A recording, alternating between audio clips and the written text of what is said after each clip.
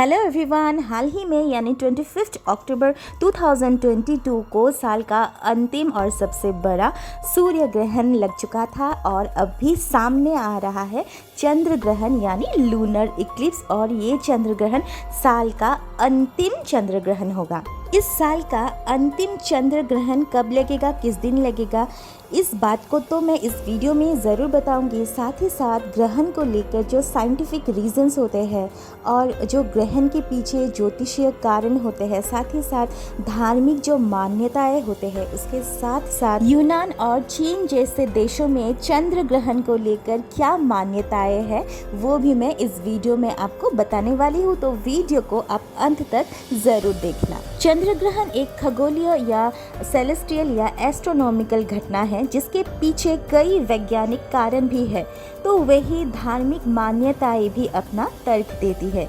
विज्ञान की मानो तो चंद्रमा पर पृथ्वी की छाया पड़ने और सूर्य के प्रकाश को उस तक पहुंचने में बाधा पड़ने का दृश्य ही चंद्र ग्रहण कहलाता है। एस्ट्रोनॉमी विज्ञान का उपयुक्त ज्ञान जब तक सर्वसाधारण को नहीं था, तब तक मात्र अटकलों और किंवदंतियों के सहारे ही इस विषय के समाधान किए जाते थे। पुराने समय में ग्रहण के वक्त याचक लोग शोर मचाते थे, ढोल बजाते थे और दैत्य को गाली देते थे और जोर जोर से अपशब्द कहते सुने जाते थे। धार्मिक लोग उस समय विशेष रूप से जप तप और दान पुण्य करते थे। विश्वास किया जाता था कि राहु केतु नामक दैत्य सूर्य और चंद्र पर आक्रमण करके उन्हें निगलने का प्रयास करते थे। जितना अंग उनके मुंह में घुस जाता था, उतने से ग्रहण दृष्टिगोचर होता था। लोग मानते थे कि राहु और केतु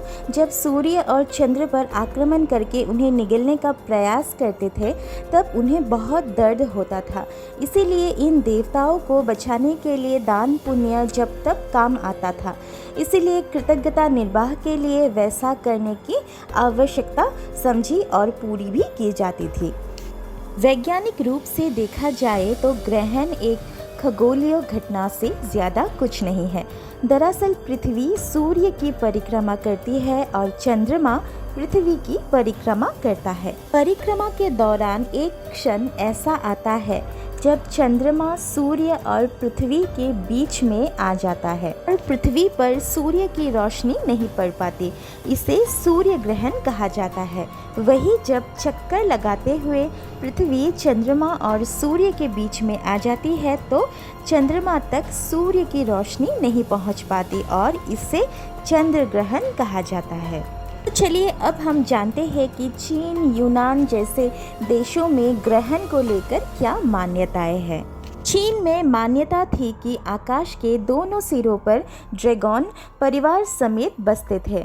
जब परिभ्रमण करते हुए चंद्र सूर्य उनके समीप से गुजरते हैं, तब वे दैत्य उन पर टूट पड़ते हैं।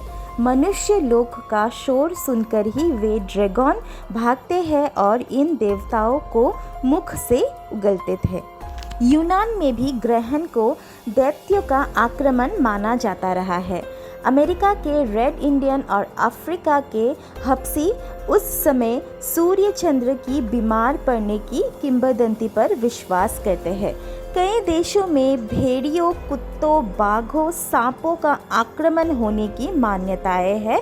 ग्रहण के वक्त प्रशांत महासागर के तहराती द्वीपवासियों की कल्पना इन सब से अनोखी है। वे सूर्य को प्रेमी और चंद्र को प्रेमिका मानते हैं और कभी सुयोग मिलने पर उनके मधुर मिलन की बेला को ग्रहण मानते हैं। उस दृश्य को देखने में वे लज्जा अनुभव करते हैं और मुंह छिपाते फिरते हैं।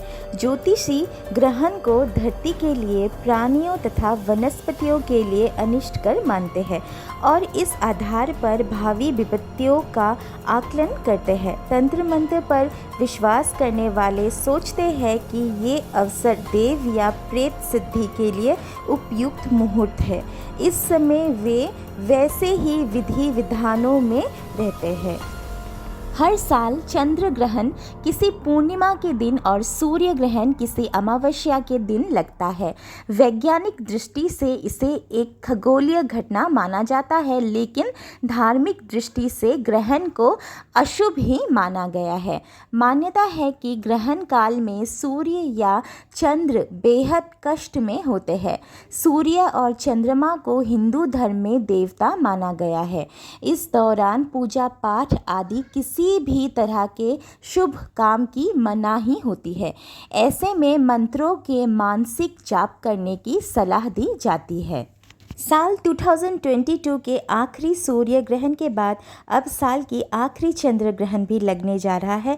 साल का आखिरी चंद्र ग्रहण 8 नवंबर 2022 पूर्णिमा तिथि को शाम के 5:25 से प्रारंभ होगा और शाम के 7:27 तक रहेगा। धार्मिक मान्यता के अनुसार समुद्र मंथन के बाद अमृतपान को लेकर देवगण और दानवों के बीच में जब विवाद शुरू हुआ तो भगवान विष्णु ने मोहिनी का रूप धारण किया और सभी दानवों को मोहित कर लिया।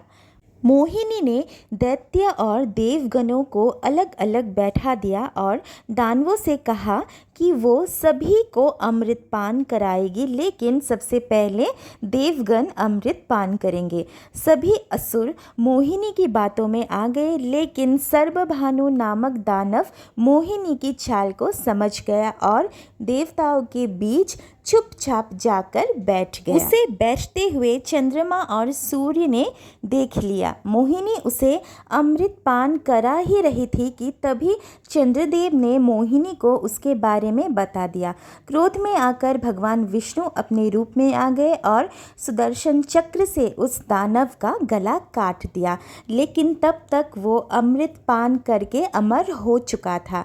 इसीलिए चक्र से उसके शरीर के 2 हिस्से हो गए। सिर का हिस्सा राहु और धड़ का हिस्सा केतु कहलाया। अपने शरीर को इस हाल में देखकर राहु और केतु चंद्रमा और सूर्य से दुश्मनी मान बैठे। तभी से हर साल राहु बदला लेने के लिए साल की किसी अमावस्या के दिन सूर्य को निगल जाता है और पूर्णिमा के दिन चंद्रमा को निगलता है, लेकिन धर ना होने के कारण कुछ समय बाद सूर्य व चंद्र उसके चंगुल से छूट जाते हैं। चूंकि ग्रास के समय हमारे देव कष्ट में होते हैं, इस कारण इस घटना को अशुभ माना जाता है। ग्रहण को लेकर जो धार्मिक और वैज्ञानिक मान्यता है इस वीडियो में मैंने बता दिया, तो शायद आपको वीडियो अच्छा लगा होगा। अगर अच्छा लगा तो लाइक करना, वीडियो को शेयर भी करना और चैनल पर नए आए हो तो चैनल को सब्सक्राइब भी करना। Thanks for watching. बाय।